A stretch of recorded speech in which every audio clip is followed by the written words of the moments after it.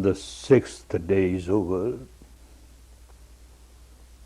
You have now 4 more left to work and work very seriously, very diligently, very patiently and persistently to get best results of your stay here. Sixth day is a very important day. I am glad you have crossed this hurdle, sixth day. As I said, the second day and the sixth day. It is difficult for a weak-minded person to cross the hurdle. On the first day, even when you start Anapana, operation starts, and with this operation, the second day one feels like running away. Then again after Vipassana, the fifth day, sixth day, operation goes deeper, and one feels like running away under some pretext or the other. One pretext. On the fifth day evening, the discourse says so much about dukkha, misery, misery. The birth starts with misery, and then the whole life misery, misery of disease, misery of old age, misery of dying, misery of things happening which you don't like, misery of things not happening that you like, misery, misery, life after life, misery. Oh, this path is path of misery. One doesn't want to understand. This is a very pessimistic teaching. No, I must run. Doesn't try to understand or finds an excuse to run away. There is no pessimism, not a trace of pessimism in the teaching. If the teaching said that you have to suffer, there is misery, there is no way out, then yes, pessimism. But the teaching says there is a way out. You can come out of all your miseries, and you can reach the stage where you are totally free from misery. Enjoy real peace, real harmony, full of optimism, full of optimism. Back home in India, there is a story in our country.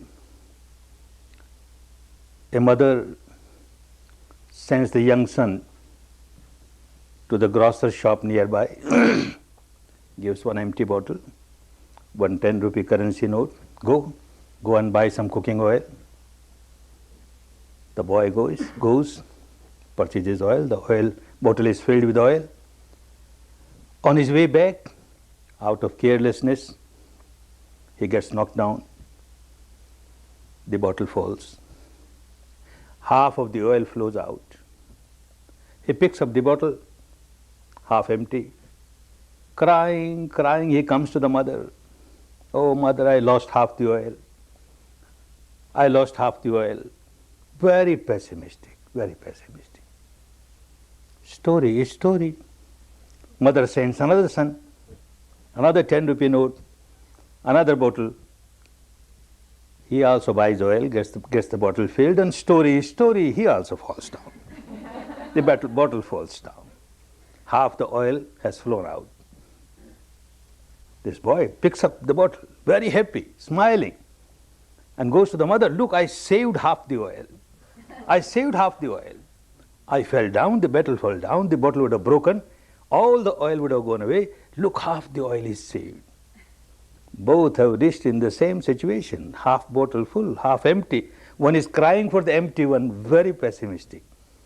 Other is happy with the filled one, at least half is full, very happy, optimistic. Story is story. Mother sends the third son. And story is story, he also falls down, half the oil is out. He picks up the bottle like the second boy, he comes smiling. I saved half the bottle, I saved half oil. But this boy is a Vipassana boy. Not only optimistic, he is realistic also. I have lost half the oil. This is truth. My bottle is half empty. And not only realistic, he is a workist, like Vipassana. Now I must work. He says, I go out and work hard, and by this evening I will earn 5 rupees and get this bottle filled. So Dhamma is not merely optimism, it is also realism, it is also workism. So each individual has to work, always remaining optimistic. No pessimism, not a trace of pessimism in Dhamma. All optimism, optimism. You got a path now to come out of misery. Misery is there. You have to accept that. Half bottle is empty. You have to accept that. How to fill it? The misery is there. Accept that misery. And the way is there to come out of misery. Make use of that. This is what you started doing. You are realizing the truth. It is not merely an intellectual exercise, not an emotional or devotional acceptance of the truth of misery and the way out of misery. You are experiencing. When you are working with the sensation, you are living. Living wisdom is there. The truth is there, which you are experiencing. It is not the wisdom of somebody else, not a borrowed wisdom. Your own wisdom with direct experience. The whole process of observing the sensation makes you understand. Because you started giving importance to the truth within the framework of the body and the truth at the experiential level. Otherwise, whole life, all importance was given to object outside, object outside. You are craving, even though you know you are craving. But you are craving for object outside.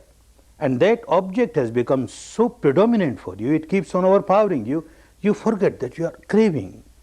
And you also forget that by craving, you have lost the balance of your mind. And you become very miserable. And you also don't understand that you have become an addict to this craving. A natural requirement, you are thirsty, you want water, nothing wrong. You work hard to get water, quench your thirst. You tried, you didn't get water, you smile. All right, I try again. You didn't get, I try again. You don't lose the balance of your mind. But when you start craving water, oh, still not water, what will happen to me? I may die, water, water. You lost the balance of your mind. You become so miserable. One is not observing all that inside. Water is not that important. You are craving. Even craving is not that important. Craving brings misery. The moment you start craving something, that means you are wanting something which is not there. You are not contented, you are not satisfied with whatever is. You want something which is not. Which is not is which is not. And you become very miserable because of that. You keep on realizing this. Look, I am becoming miserable. I am becoming miserable. Then there is a way to come out of it. You don't know anything. You just get overpowered by this misery of craving, and then you don't know how you become addicted to this craving. This becomes worse. One becomes addicted to craving. When you start observing sensations, a stage will come sooner, maybe later in some cases, where you start understanding that you are actually not craving for this object or that object.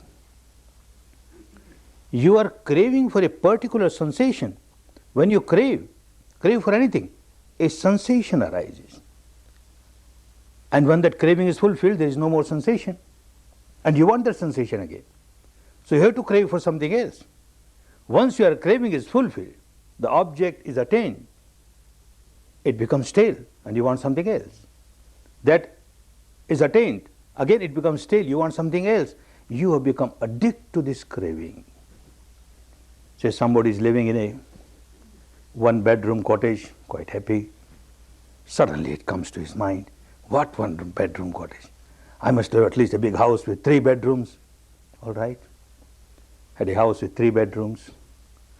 Then it must be well furnished. This furniture, that furniture, well furnished. All right, well furnished. Then that becomes stale.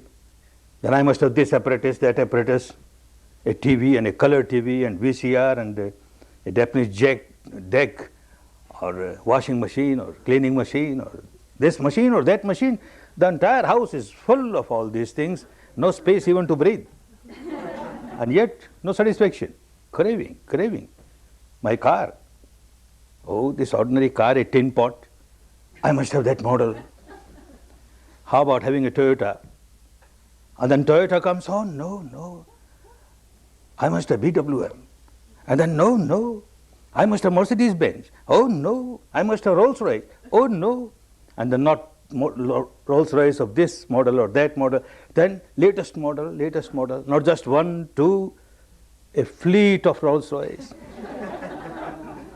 Still not contented. I must have my own helicopter. People have their helicopters. I must have a helicopter.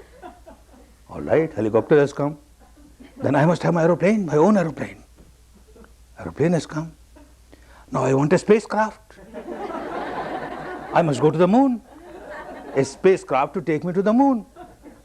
Oh, that also is stale. I must have a spacecraft to go to the Mars, to this planet, to that planet. Not that, to this galaxy, that galaxy. Oh, sky is the limit. Even sky is not the limit. No limit. It is a bottomless bucket, you can't fill it. Because you started getting addicted to craving. You are not craving for an object. You are craving for the sake of craving. That makes the situation worse, and this is what happens. As you proceed on the path, it will become so clear. When we say somebody is addicted to alcohol or somebody is addicted to drugs, no, it's wrong. At the surface level, apparent level, it seems to be so. Actually, one is addicted to the sensation. By taking alcohol, one feels a kind of sensation and one wants that sensation again and again. So one has to take alcohol again and again. One has to take drug again and again. The sensation is so important. This was the discovery of Buddha. Unless you start learning how to observe your sensation, you cannot come out of any addiction. Addiction of alcohol, addiction of drug is nothing compared to your addiction of craving, compared to your addiction of aversion. So many impurities of the mind. You are addicted to all those impurities and you keep on repeating them because you are addicted to a particular type of sensation. You want the sensation again and again. You generate certain impurities to get that sensation. When that is over, again you generate the same sensation by generating this kind of negativity. This has become the habit pattern of the mind. How to come out of it? Misery is there. But a way to come out of misery is also there. Observe. Learn how to observe. Whatever is happening, you are silent witness. Don't react. Like somebody sitting at the bank of the river. The flow of the river is there. You do nothing for the flow of the river, it is natural. Sitting at the bank, you just observe. This is more than that. A flow of vibration, sensation throughout the body, you are feeling it. Like a research scientist in his lab, in a glass tube, some chemical is there, he heats up some liquid chemical and that gets evaporated. Volatile matter gets evaporated and that moves in some other tube, gets condensed, comes out as liquid. He is just observing. Just observing. When it gets evaporated, he doesn't start crying, oh, where my chemical went away. When it comes back again as a liquid form, it doesn't start dancing. He just understands. But all that understanding of a scientist is only at the intellectual level. He is not experiencing. Here you are experiencing the entire physical structure. What is this? How it is working?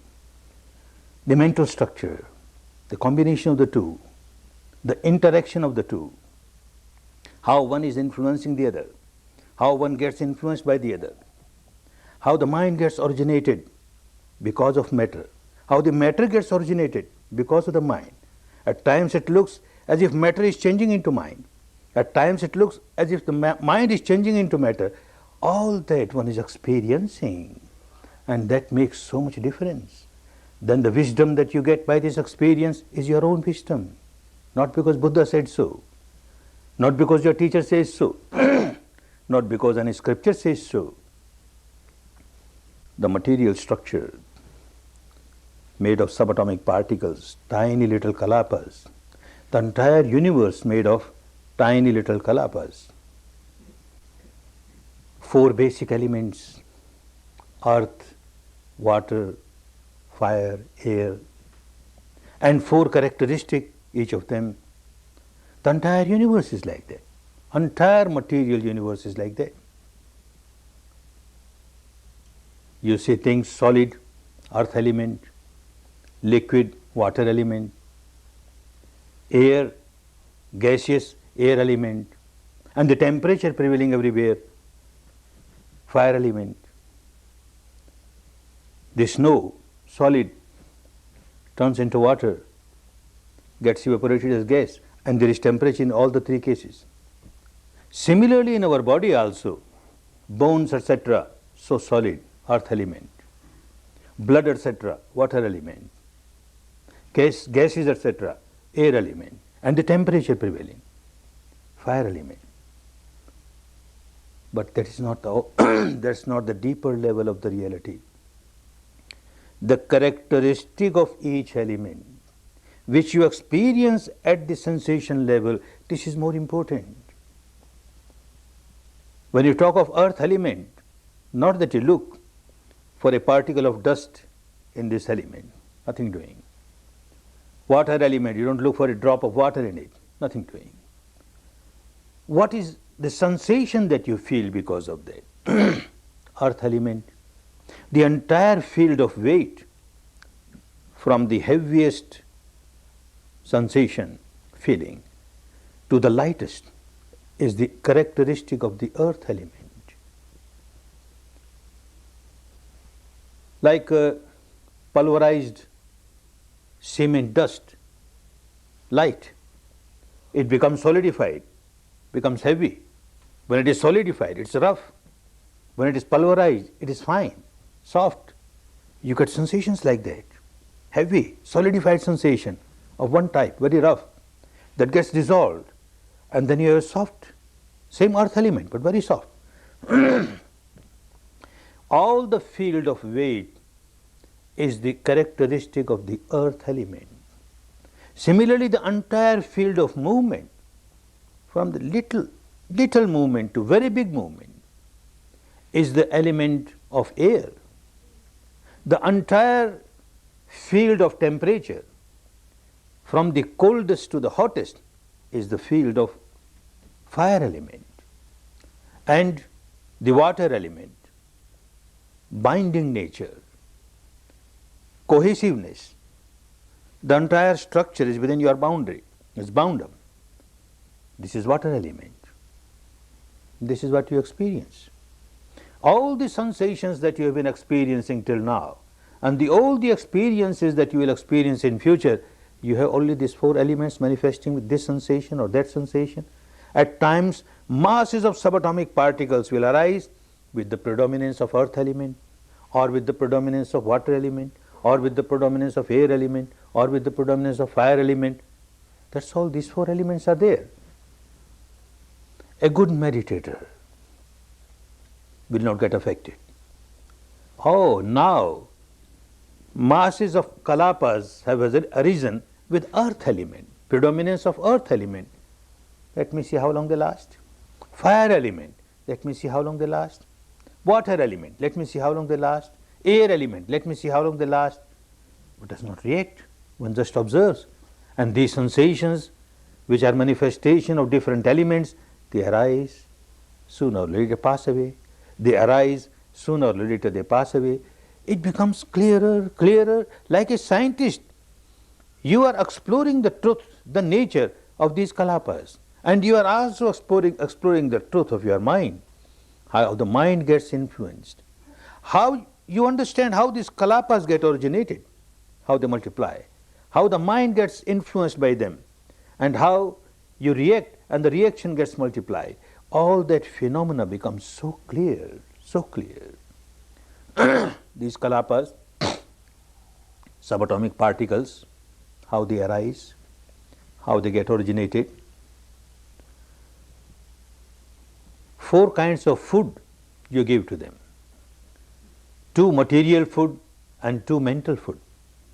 Material input and mental input are responsible for the generation of different types of kalapas in your body, and that you will start experiencing as you proceed on the path. It will become clearer and clearer.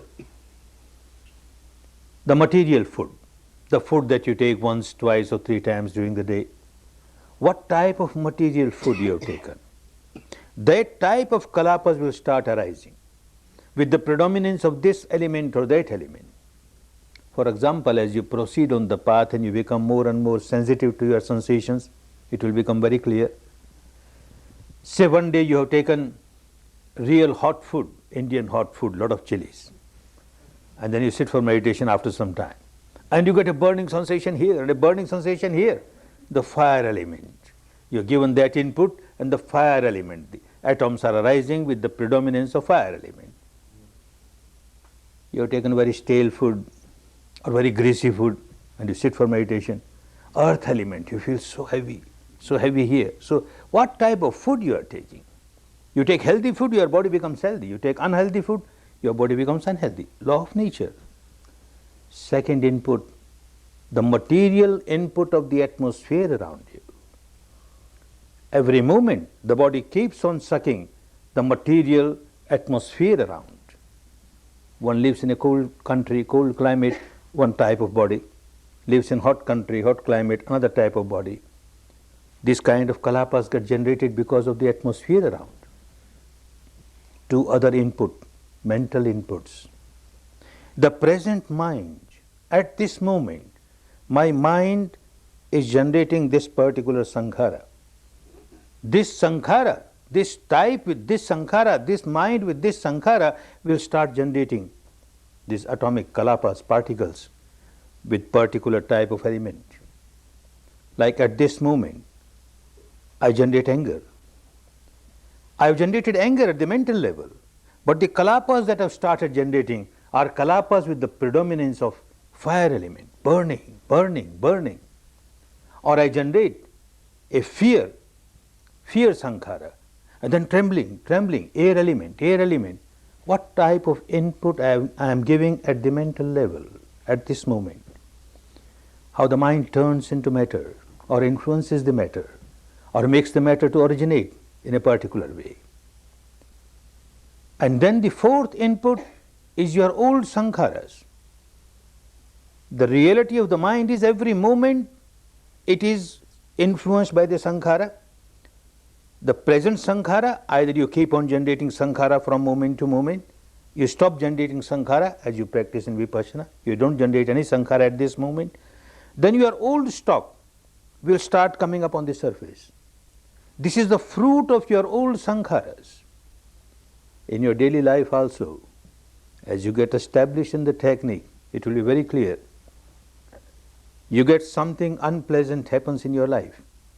Before that something unpleasant happens in the life outside, very unpleasant sensation has started in you. And then only something unpleasant happens in the life. Something very pleasant happens in the life, a pleasant sensation has started in you. So the fruit first comes as a sensation. The seed was planted as a sensation. Say a seed of anger, my sankhara of anger. As I plant the seed of anger, I feel so much heat. Fruit of this particular sankhara, when it comes up, it will come up with the same kind of sensation. Again heat, very much heat. So the sankhara that I am generating now is one input, and it creates fire element in the body. And the sankhara of the past, if it is a sankhara of anger, the fruit of that will again have fire element. Like this, the sankhara now or the sankhara past are another two reasons for different kind of kalapas to arise, different kind of kalapas to arise. As you keep on observing, then you understand that more and more I react to these sensations, more and more I generate new sankharas, and I create more and more misery for me. And if I stop generating new sankharas, then the old ones come on the surface, they create a sensation, and again I smile at the sensation. This is also impermanent. Let me see how long it lasts. Let me see how long it lasts. It passes away. That means layers of that particular old sankhara has come on the surface and passed away. Chunks after chunks will come on the surface and pass away. You are relieved from that. You are not generating a new sankhara. You are getting liberated from your old stock of the sankharas, and the process is such. It will take you to the stage. Everyone who keeps on working properly, of course it takes time. Not that one becomes perfect by taking a 10-day course, but by 10-day course one understands this is how I have to work, and one keeps on working, ultimately one reaches a stage where there is no more past sankharas left, and you don't generate a new sankhara. And this is what is called Khinang Puranang Navanganatti Sambhavang. Khinang Puranang. All the old stock is eradicated now, and no new sankhara can be generated. One is a liberated person. And this happens by one's own practice. No one else can do that for you. The sankharas that is accumulated is accumulation of your own. You have accumulated them. You are responsible for that. Your ignorance is responsible for that. Slowly you are coming out of that ignorance. You are developing your wisdom, living wisdom, wisdom at the experiential level, and you see how the old stock is getting eradicated. You are coming nearer and nearer to the final goal. Each individual has to work. No one else can do anything for you, can only just show the path. Hindrances are there, difficulties are there. In the language of those days, it is called nivarana, like curtain, thick curtains which won't allow you to see the things behind the curtain. You can't see the reality within you because of these nivaranas, these obstacles, these barriers. 5 big nivaranas, 5 big barriers. I call them 5 big enemies of every meditation, Vipassana meditator. 5 big enemies. 2 big enemies: craving and aversion. You are meditating to come out of your old habit of craving, to come out of your old habit of aversion. And ignorantly, you are meditating and multiplying your craving. You are meditating and multiplying your aversion. You are supposed to come out of craving. You are supposed to come out of misery of craving. You are supposed to come out of the misery of aversion, and look what you started doing. This is because of the old habit pattern of the mind, because of the ignorance, because of these nivaranas, these 2 nivaranas, 2 barriers. An example, how it happens. In a course like this, there are many reasons for asking the students, no communication, don't talk with the fellow student. If any problem, come and discuss with the assistant teacher or the teacher. But keep on working your own, keep on working your own. But human mind is human mind, always inquisitive about others. You get one opportunity and you start talking, hey, how about you? How about you? And this person replies, I get a flow of tingling vibration, tingling throughout the body, and I didn't get any tingling. And somebody says, I got a flow of like electric current throughout the body. Electric current? Wonderful, I didn't get. And when you sit for meditation now, I want tingling sensation. I want electric current or no electric current for me. No tingling sensation for me. And you keep craving.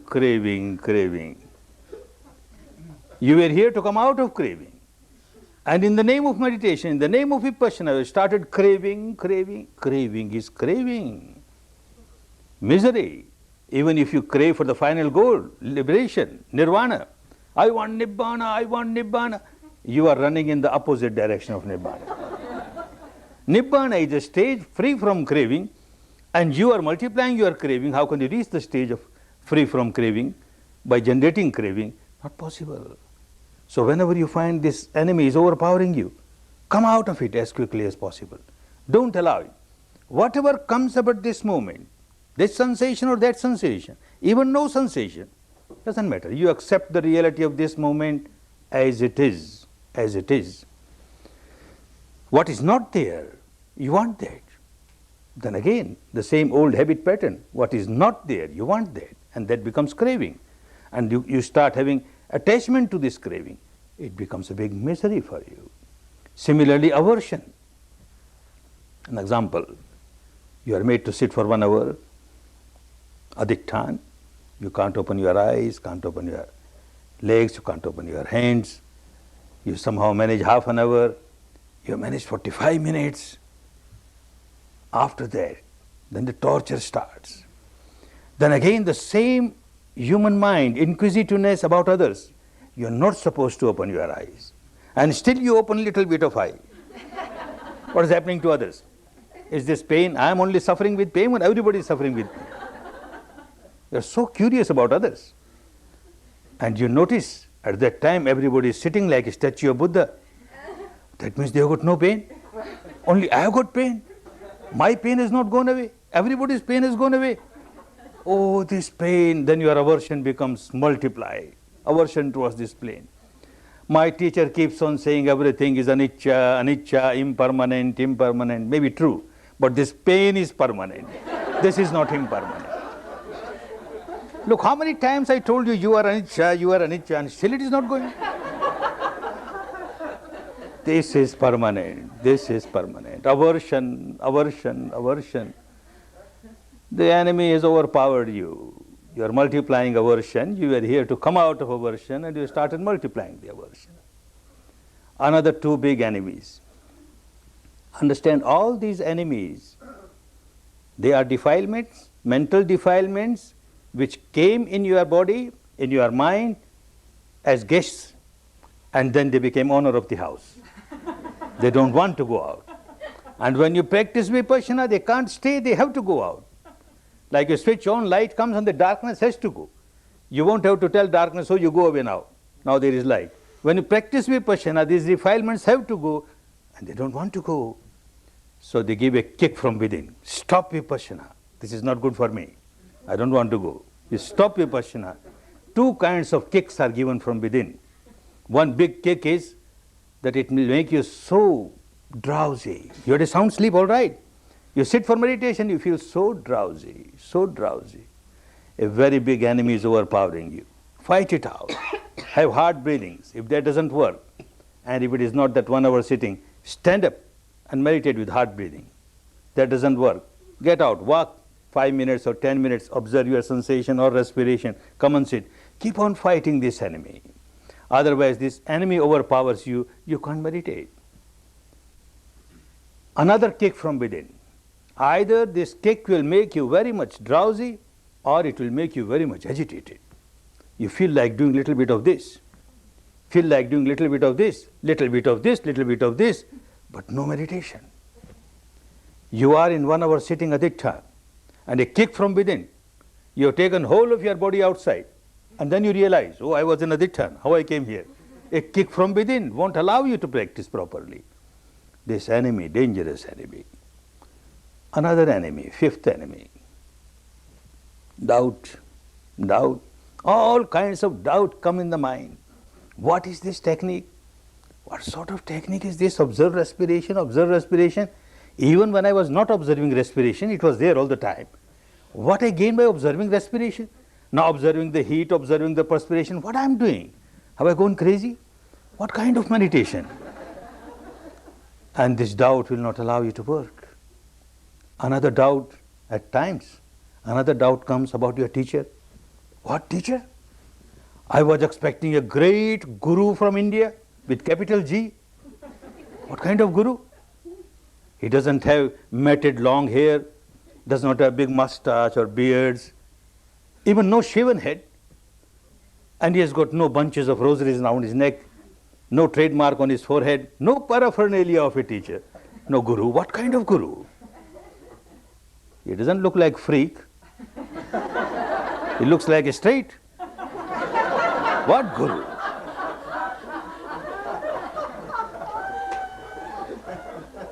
No. And he's got no supernatural power. He can't fly in the air. He can't dig dips in the earth. He and his assistant keep on asking, how about you? They should know what, how about you?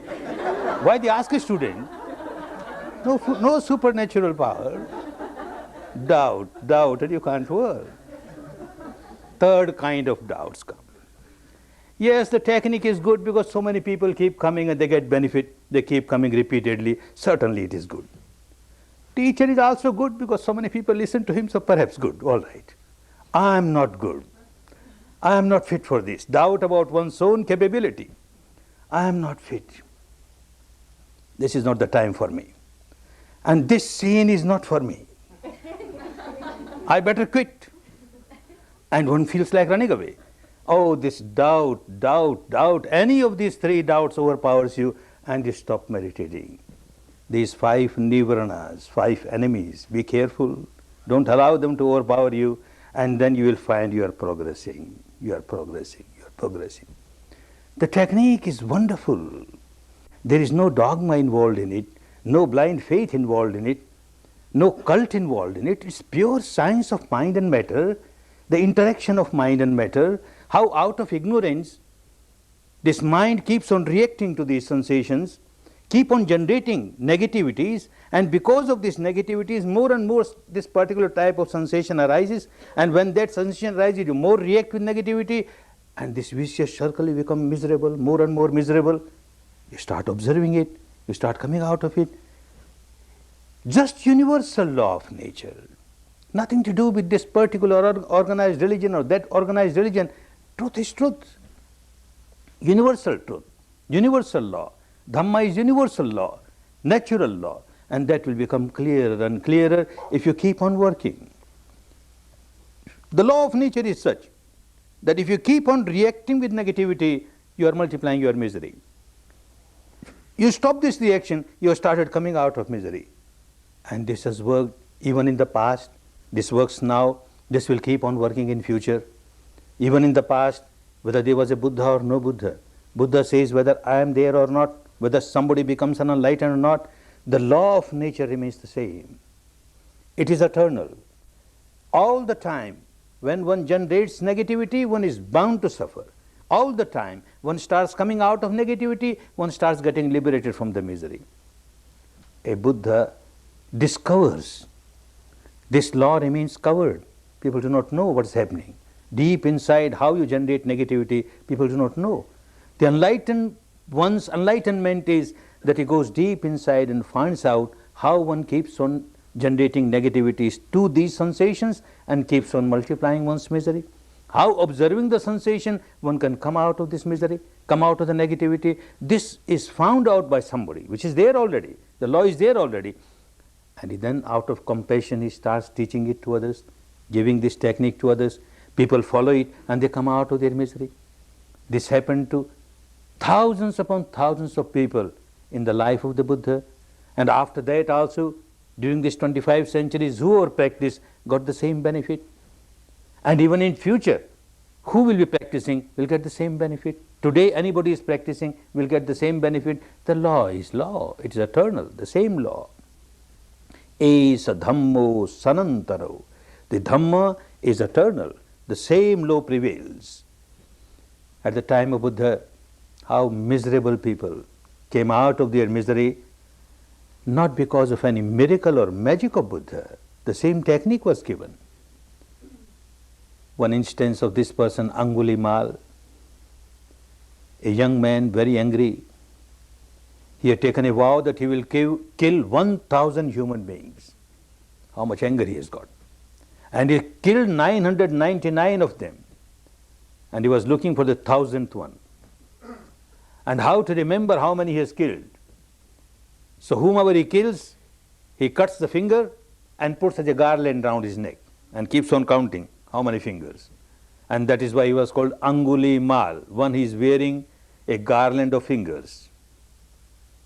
When he was looking for the 1,000th person, he came across Buddha, or rather Buddha out of compassion came to him just to save him from his misery.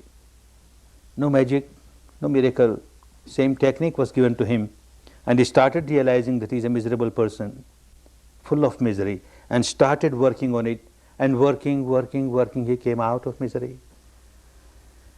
Here is the final goal of full liberated person, an anarant, full of compassion, full of love, full of goodwill for others. And now he goes around from village to village, from countryside to countryside, from city to city. Everywhere people are so miserable. I was so ignorant. Out of my ignorance I had been harming myself, I had been harming others. Like me there are so many who are harming themselves, they are harming others. If they get this wonderful technique, certainly they will come out of their misery. Certainly they will come out of their misery. So out of compassion, he goes to different places, teaches this Dhamma, this technique to others. some people recognize him. Although he has become a monk now, he is the same Angulimal who has killed my mother, or killed my father, or killed my wife, or killed my husband, or killed my son. Same Angulimal. And out of anger they throw stones at him, they beat him, blood starts flowing from his body. But from the heart only compassion flows. Oh miserable people, I was also equally miserable. Out of ignorance I was harming myself, I was harming others. See this technique, how it helps you. You will come out of all your misery. Give it trial, give it trial. Full of compassion, the whole life full of compassion.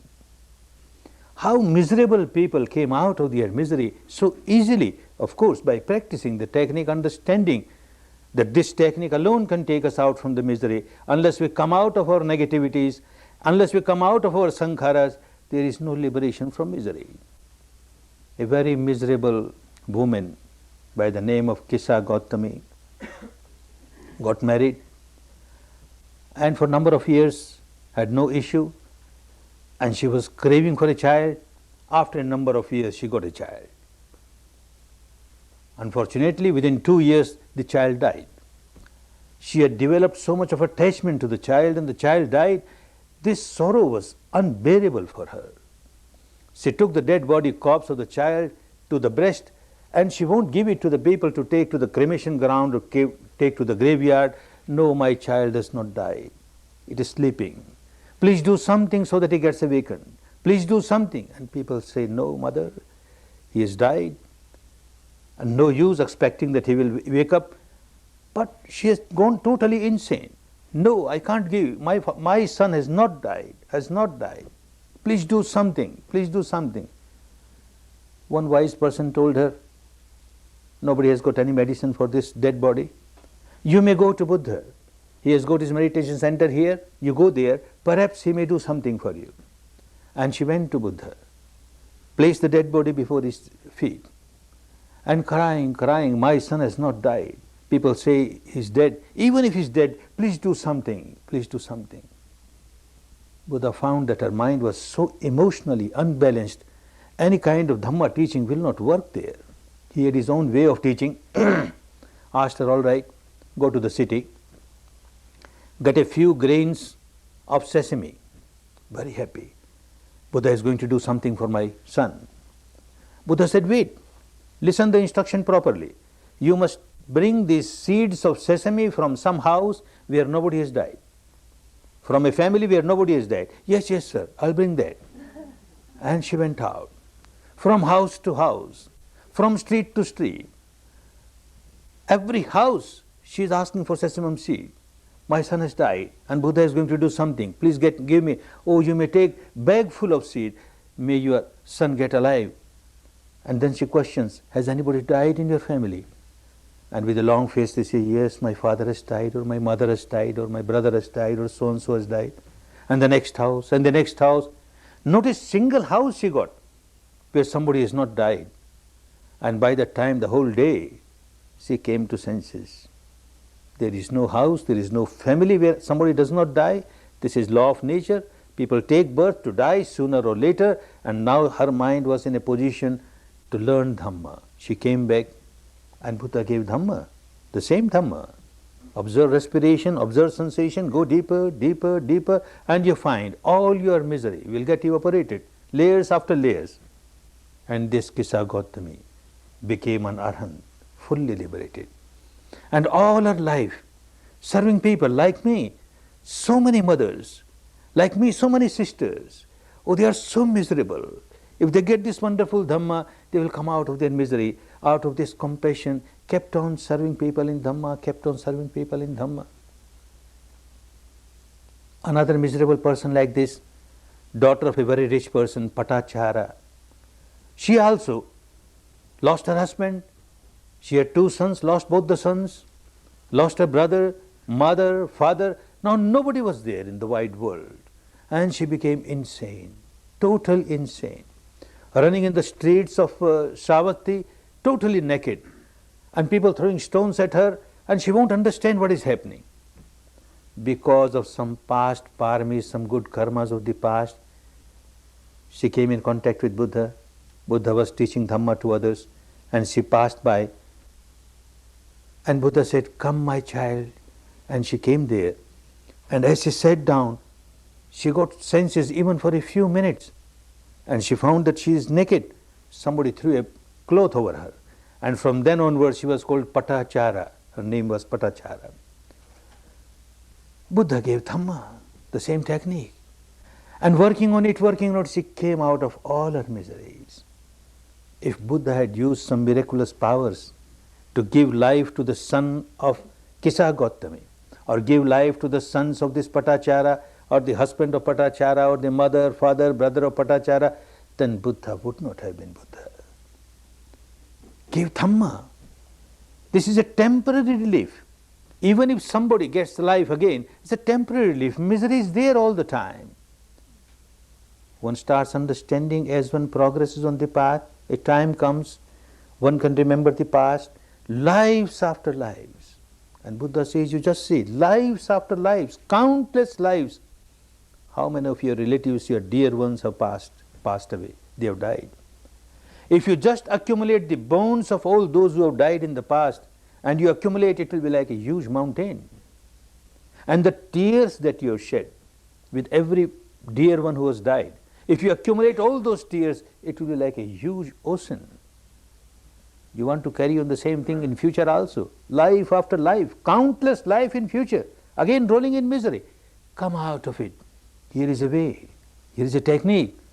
Enough is enough. You have suffered so much. Come out of it now. Come out of it. And he gives this technique, which is just law of nature. Everybody works on it. Whoever works comes out of it. And it is not necessary also that to work on this technique, one must come out of the householder's life. One should become a monk or a nun. Well, if one becomes a monk or a nun, there are less responsibilities of the worldly's life, and one can work, give full time to this. The work becomes easier. But this is not absolutely essential. Dhamma is for everyone. A recluse, a monk, a nun, or a householder. Householder may have difficulties because of so many responsibilities, but still the path is the same for both. Hardly there were 100,000 monks or nuns with him, and rest of them, millions of them in northern India, practicing Vipassana and coming out of their misery, practicing Vipassana, coming out of their misery. An incident of a very rich person, a multimillionaire of those days, Anath Pendika. He used to give lot of dana, because tradition is such that a householder must give dana.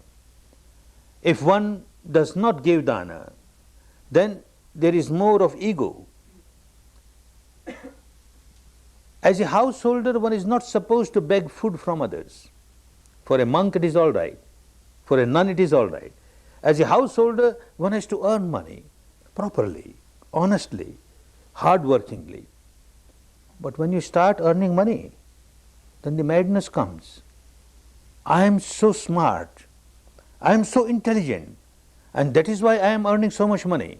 This ego, one starts living an ego-centered life, a self-centered life, and starts hating everybody else. Oh, these people, ignorant people, they are not intelligent, they are not smart, that's why they are not hard-working, that's why they are not earning. And I look, I am so smart, I am so intelligent, I am so hard-working. This ego comes, which is dangerous. The whole purpose of giving dana was to come out of the ego. And the same dana makes one ego-centered person. One has lost Dhamma, one doesn't know what for I am giving dana. This person was giving lot of dana. This title, Anath Pendika, Anath means orphans, those who are very poor. Pendika, one who gives them food. That was his title, because he was giving so much food to all hungry people. He had branches of his business throughout India and beyond India in different countries. And this was a rule that wherever his office or branch is there, nobody should go hungry there. People should get food. But still he didn't know Dhamma.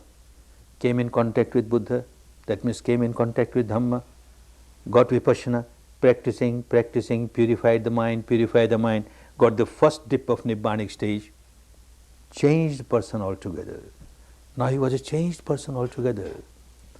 Now giving donation is not to build ego, is to deflate ego, is to dissolve ego. All this money that has come to me It is because of my past good karmas it has come to me. It must be used for the good of others. Of course, as a householder, I must make use of it for my own maintenance, for the maintenance of all those who are depending on me, but the rest of it must go for the good of others, for the good of others. And now he understands the good of others, which is the real good of others. I give food to a hungry person, I must give, it's all right. But next day again this person is hungry. I give water to a thirsty person, after some time again he may become thirsty. I give some medicine to a sick person, he may get another disease, or the same disease may come up again. I may give clothes to a naked person, after some time the clothes get torn and again he is naked.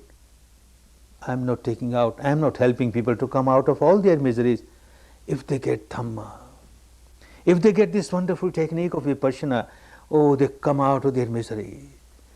Total liberation from misery. Misery that they were encountering from life after life, life after life, they will come out of it. Dhamma should go to each and every suffering person. Besides all that I am giving material dana, this dana is most important. Sabba danang Dhamma danang janati. The dana of Dhamma is the highest dana.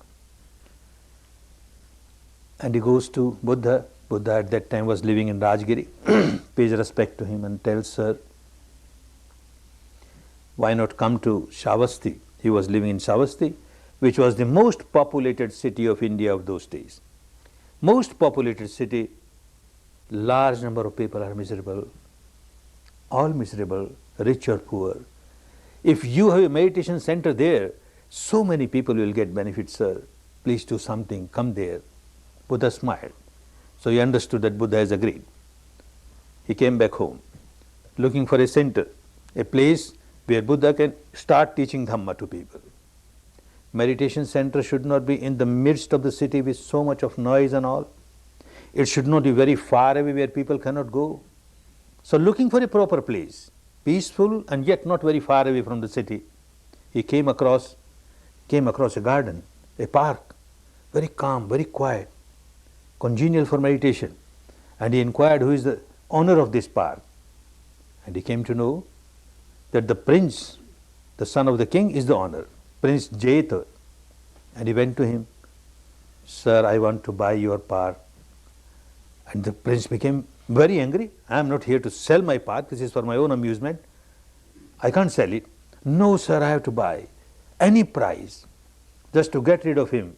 The prince says, you know the price of this land? You have to spread gold sovereigns, the entire land. This is the price. The deal is done. I will spread sovereigns. Cart loads of sovereigns he is bringing and spreading. The prince says, have you gone mad? No land can be that valuable. What are you doing? Are you a mad person? He says, no, I am not mad. This land is going to become so valuable. Buddha is going to come here and teach wonderful Vipassana. And all my wealth is nothing compared to one person getting Vipassana. Even one person comes out of the misery, my wealth is nothing compared to that. And I know not one person, thousands upon thousands will get benefit. And he made a meditation center where 10,000 people can live, stay, meditate, learn Dhamma. This volition to serve others, dana was there even previously. Now the dana is how more and more people will get benefited.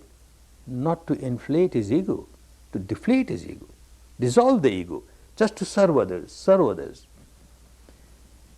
This multimillionaire, it so happened that due to some karmas of the past, he became a pauper for a short period. He had no money. He is a pauper. And when he was a moneyed person, he will come to this center every day, morning and evening, to meditate.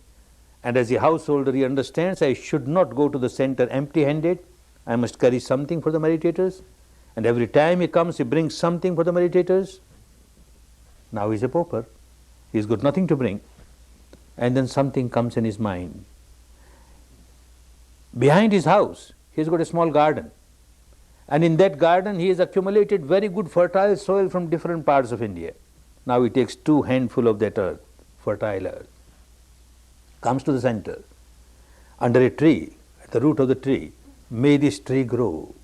Under the shade of this tree, may someone get Dhamma, may someone get meditation. Volition is there. Whether a handful of earth or millions of rupees makes no difference. Volition. It is the volition that counts. After some time again he became multimillionaire, started giving the donation in the same way. He understands Dhamma now, that whatever I give, the amount is immaterial. My volition, my Dhamma volition, for the good of others, for the benefit of others, not expecting anything in return. When one does not know Dhamma, then one keeps on giving dana, but inflating the ego. One builds a big hospital, a school, a college, but wants it to be named a Goenka hospital, a Goenka school, a Goenka college, and this name must be written in golden letters at the gate. Goenka school, Goenka college. Madness, one doesn't know what one is doing. The whole volition is wrong. Understanding of Dhamma is wrong. The volition is to give without expecting anything in return, to give for the benefit of others, for the benefit of others. How people started changing in their life. Different people, householders.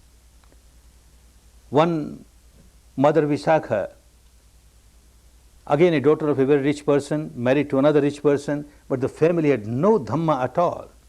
And how very wisely she turns the entire atmosphere of this family where there was no Dhamma, how everybody became a good meditator and changed the whole attitude of the family, and the whole family became full of peace, harmony, where there was so much of tension and misery. How Dhamma starts working, brings peace for one and all. And this was not merely at the time of Buddha, it kept on. Whoever worked, whenever one worked, the same result comes. One incident in the life of my teacher Siaji U Ba Khin, when Burma became independent, they were small states, princely states, and a person, a good politician, statesman, he amalgamated all these states and made a union of Burma. And to satisfy these princes, one of their leaders was made the president of the country, of the Union of Burma.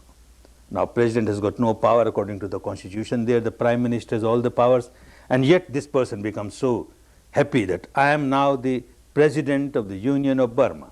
Previously I was just a ruler of a small place. Very happy. One evening he gives a big party, all the diplomats and elite of the city, they all come there, a big party. 7:30 is the time to start the party. Everybody has come, all the guests have come. The host is not to be seen. 7:45, the host is not to be seen. 8 o'clock, the host is not coming. Prime Minister got worried, what's going on? He sent somebody to the residence on the first floor, and those who went up there came back and told him, sir, he can't come. Why, what happened? He has drank so much, he is unconscious lying on the floor. He can't come. Oh, but without the host, how can this party, this is the president's party, conscious or unconscious, bring him somehow. Let us start the party. And two of them helped him to come. Half conscious, half unconscious, hiccuping, and he comes. He's made to sit on the main chair. And the course and the dinner starts. First course is served. Second course is served. When the third course was being served, he started vomiting. Vomiting. Prime Minister was so unhappy. We call our land a Dhamma land, our government a Dhamma government, and what sort of president we have got? What could be done?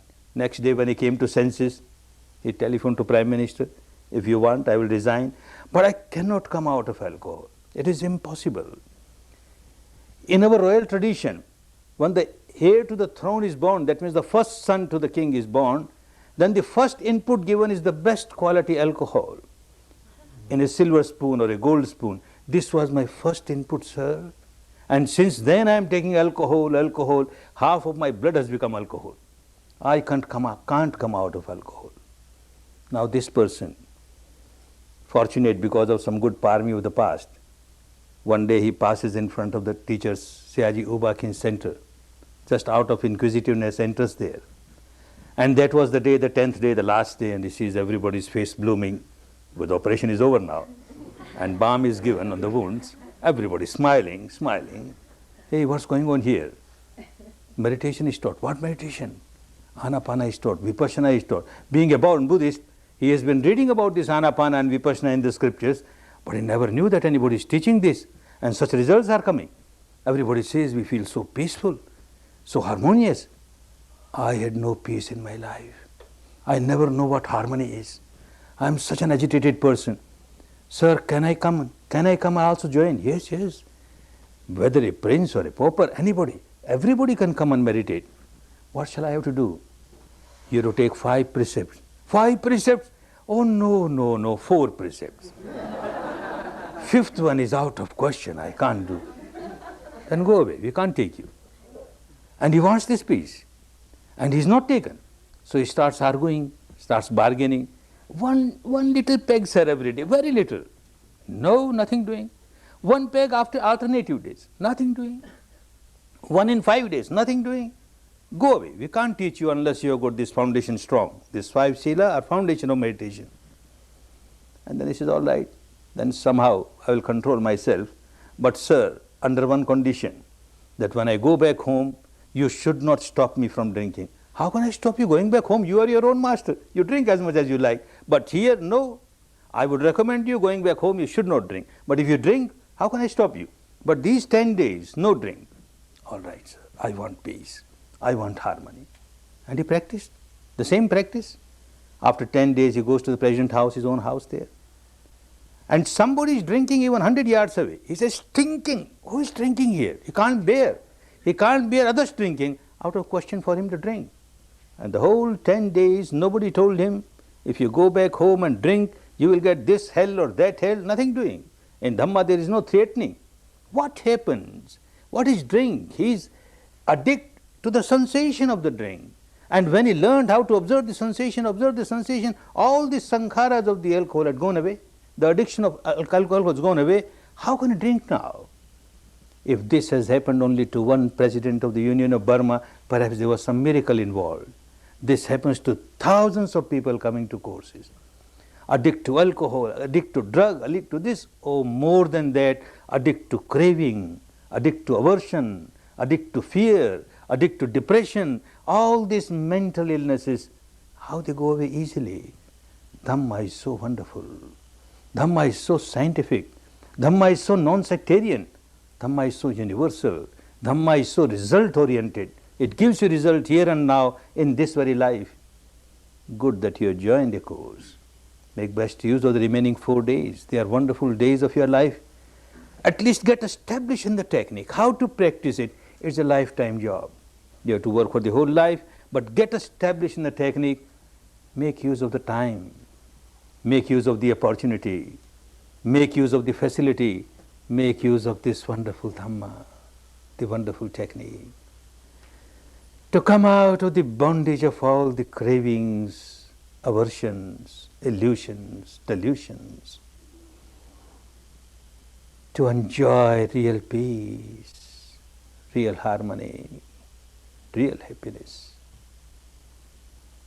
May all of you enjoy real peace, real harmony, real happiness. Bhavat Sarva Mangalam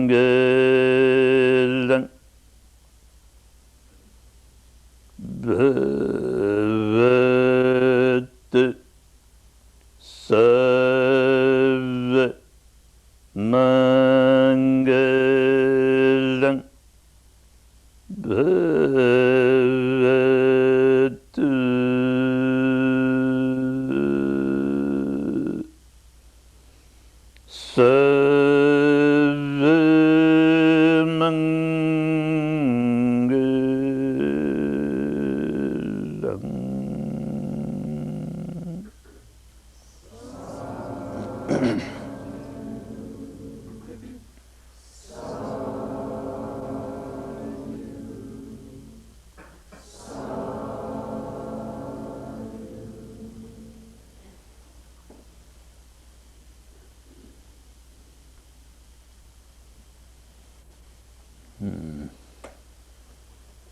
Take rest for about 5 minutes and then again start working, take rest for 5 minutes.